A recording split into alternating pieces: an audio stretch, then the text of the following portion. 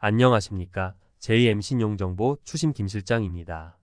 상사채권, 민사채권과 임금체불 또는 보증금 반환, 인테리어, 공사사기, 공사대금, 거래대금, 미지급 등 못 받은 돈이라면 24시 어떠한 문의도 가능합니다. 100% 무료 상담이고 위임 시에도 수수료 후불제로 운영하고 있습니다. 오늘은 이혼 후 위자료를 못 받았을 시 대처 방법에 대해 알아보겠습니다.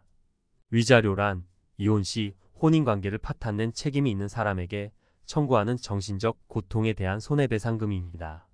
우리나라에서는 유책주의를 채택하고 있어서 외도나 폭력 등 부정행위를 저지른 배우자에게만 위자료를 청구할 수 있고, 부부 중 일방이 잘못했더라도 제3자가 원인을 제공했다면 이 역시 위자료 청구 대상이 됩니다. 또한 상간녀 상간남에게도 위자료를 청구할 수 있으며 제3분할과는 별개로 진행됩니다. 제3자상간녀 상간남에게도 위자료를 청구할 수 있나요? 네, 그렇습니다. 간통죄 폐지 이후 형사처벌은 불가능하지만 민법상 불법 행위 책임을 물어 위자료를 청구할 수 있습니다. 단, 증거 수집 과정에서 위법성이 없어야 하며 합법적인 방법으로 수집한 증거만이 효력이 있으므로 전문가와 상담하시는 것이 좋습니다. 상대방이 위자료를 주지 않을 경우엔 어떻게 해야 하나요? 만약 판결 이후에도 지급하지 않는다면 강제 집행을 통하여 받을 수 있습니다. 그러나 이러한 절차는 시간과 비용이 많이 소요되기 때문에 사전에 가압류나 가처분 신청을 해두는 것이 좋습니다. 그럼 가압류는 어떻게 신청하나요? 먼저 신청서를 작성해야 하는데 법원 양식 모음 사이트나 인터넷 검색을 통해서 양식을 다운받을 수 있습니다. 그리고 관할 법원에 제출하면 되는데 이때 인지세와 송달료를 납부해야 합니다.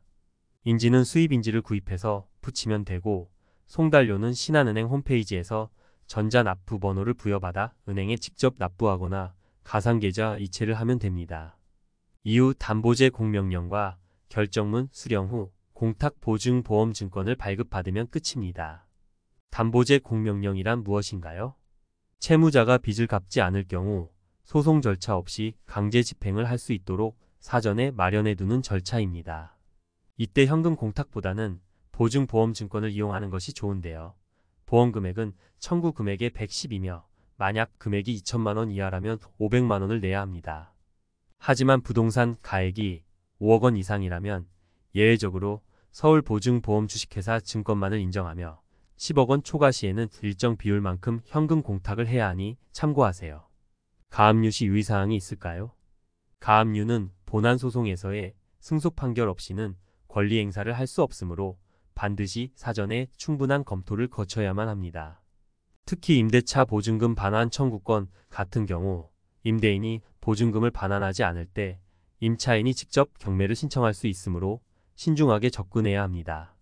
한편 유체동산 가압류의 경우 고가의 가재도구뿐만 아니라 냉장고, 세탁기 등 일상생활에 필요한 필수품까지도 가압류될 수 있다는 점을 주의해야 합니다. 지금까지 위자료 추심과 가압류에 대하여 살펴보았습니다.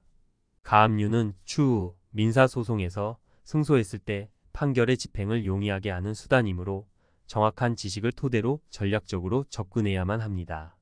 그러나 혼자서는 관련 정보를 수집하고 대응 방안을 마련하는데 어려움이 따를 수밖에 없습니다. 그러므로 전문가의 조력을 받아 체계적으로 준비하시기 바랍니다.